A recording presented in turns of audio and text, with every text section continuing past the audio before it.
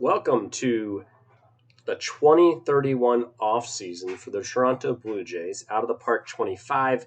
You may recall that in the last video we missed the postseason by one game, losing the final game of the season. Of course, this is a smaller postseason we made just for this very reason, to make it more challenging to make the postseason. And when four teams are making it from each league, 87 wins wasn't enough this year.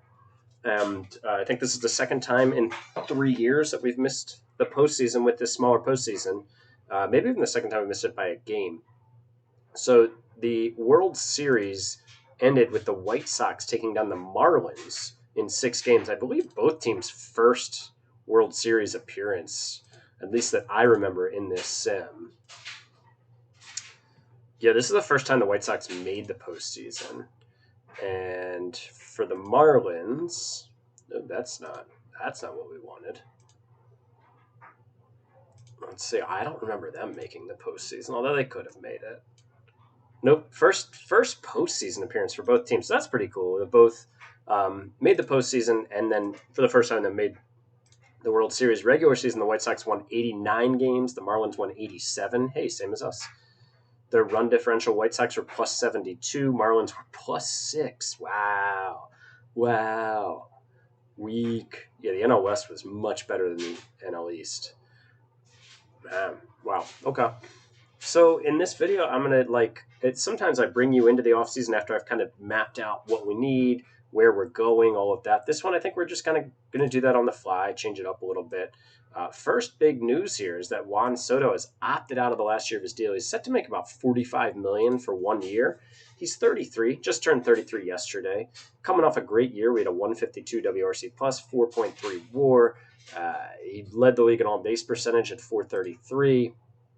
And he's looking for a 5-year, $136 million deal. So knows he's not going to get the AAV of last year, but I guess betting that he's best served to turn down the $45 million this year, hit free agency coming off a strong year, 1 year younger than he would next year. Personally, I think I'd probably pocket the 45, but hey, my scout is retired, so those of you who yelled at me that, hey, you're on OSA. Yeah, it's my only option right now. I did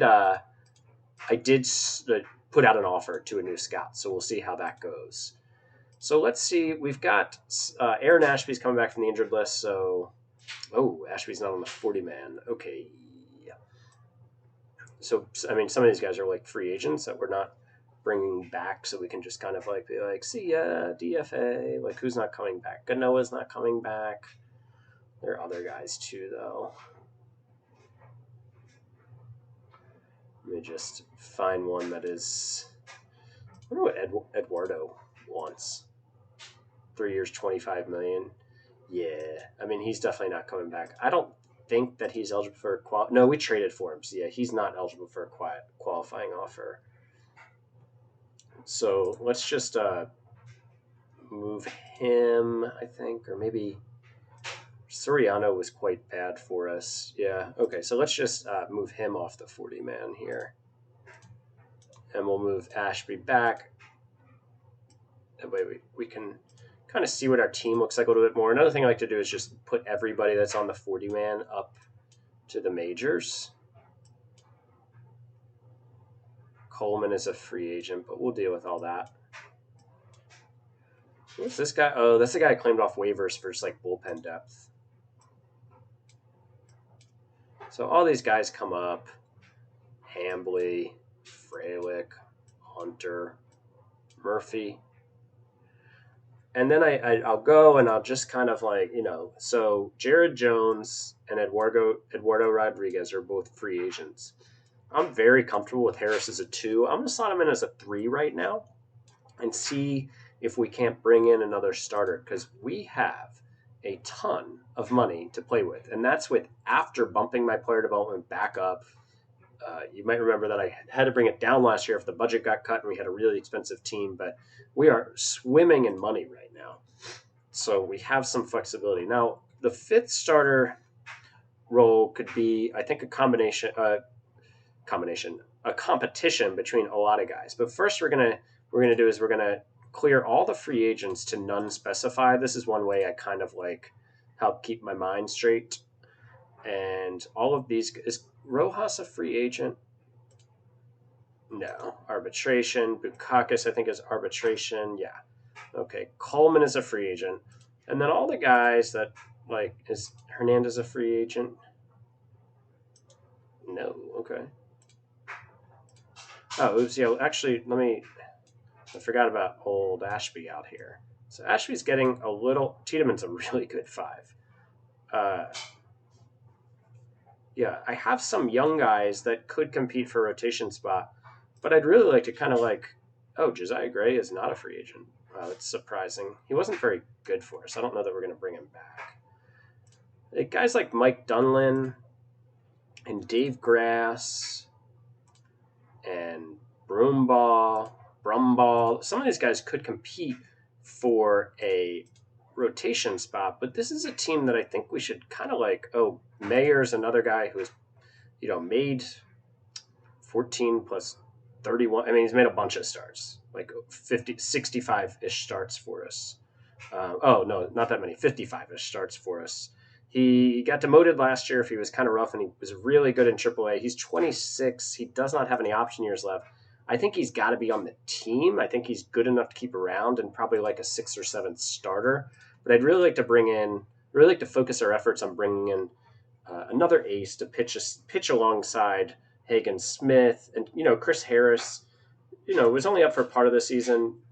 I have faith in him, but he's a young guy. I think if we have a top 3 of Smith, Harris, and then another guy like on their level, and then Ashby and Tiedemann potentially pitching like solid number 3 starters behind them, I think that's a really, really good way to start. A good start for a solid bullpen, a contender bullpen, I'd say. Is Mercedes back? Auto renew, cool. So let me see. So 1, 2, 3, 4, 5, 6, 7, 8, 9, 10, 11, 12. So this is 12 guys here competing for the bullpen spots. Not all of them will be there, but I think that Rumble still has options. He's got an option year left. Juno has 2 option years left, and Juno I think will definitely be on the team.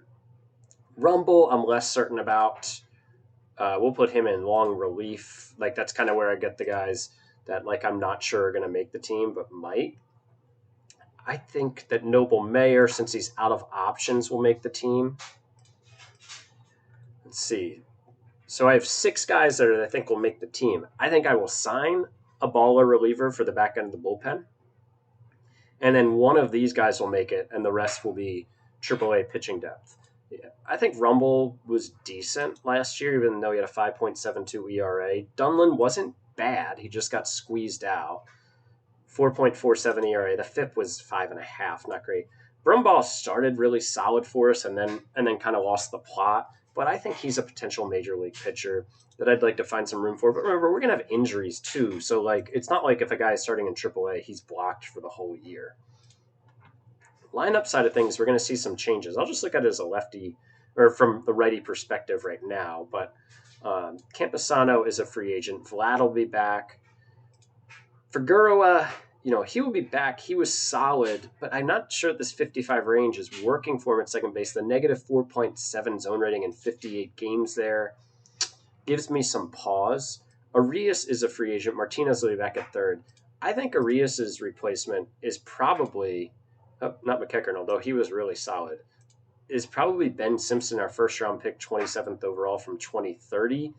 He ripped it up through 3 levels last year, ended pretty well at AAA, 114 WRC+, solid walk rate, not striking out a lot, a 75 infield range. Like, he's going to be on the roster, and I would order a scouting report, but, oh, wait, mine might not be low. Who knows? But I think Simpson, I will probably pencil in as the shortstop. I'm not going to call him up just yet, but that's the plan.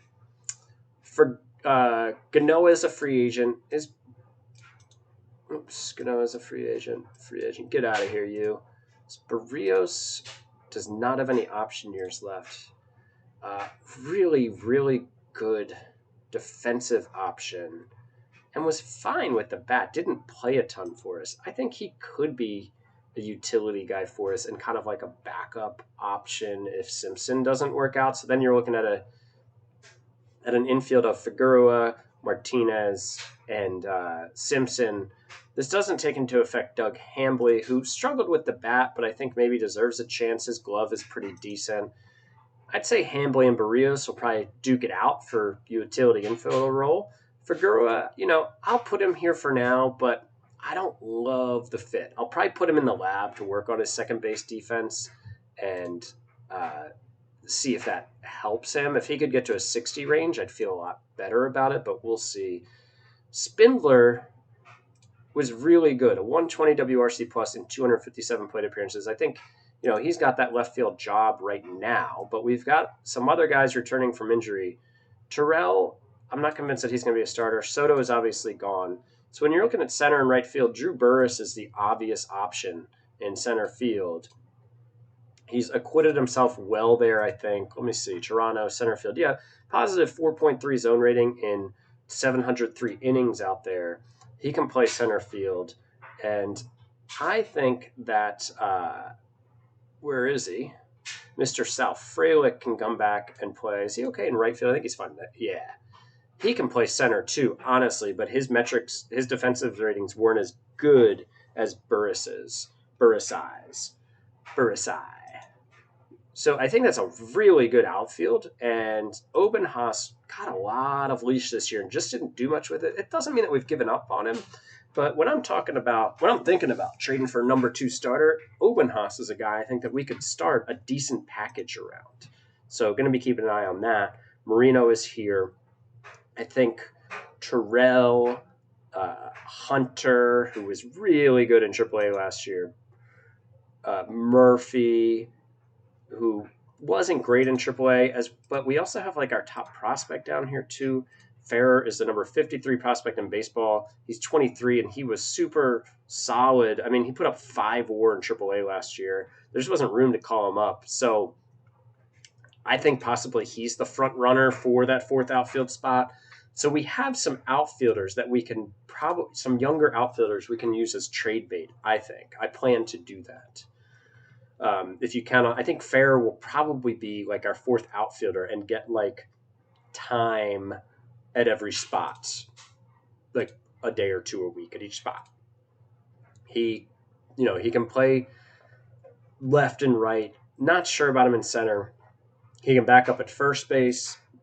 I don't really trust him at second. I don't think we'll put him there. But if he plays like once every 2 weeks at first, and then 2 days a week in left, 2 days a week in right, and then maybe once every 2 weeks in center, or, he plays in right and Frelick goes to center every so often, I think that's 3 to 4 days a week he can play. And if he forces his way in to play more, like, we'll do it. Frelick was not good last year before he got hurt, and he was in decline the year before that. So I think there's room for him to steal a starting job if he comes up and plays well. McEachern is more depth in the middle infield that played well in AAA last year. Rivera was strong in AAA last year. He's another piece. So we've got a lot of depth coming.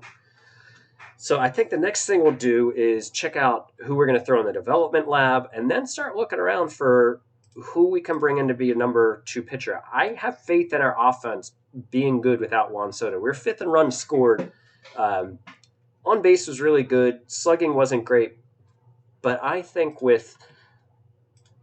if you have Burris back, Frelick, if he can bounce back, Vlad, we're counting on a bounce back here from. Marino is good. I think this is an offense that may not have like a superstar, but has plenty of star power and no real weak links. That's kind of been the calling card of this offense the last few years, is no weak links. Now, could we use a middle-of-the-order presence? Yeah, we could.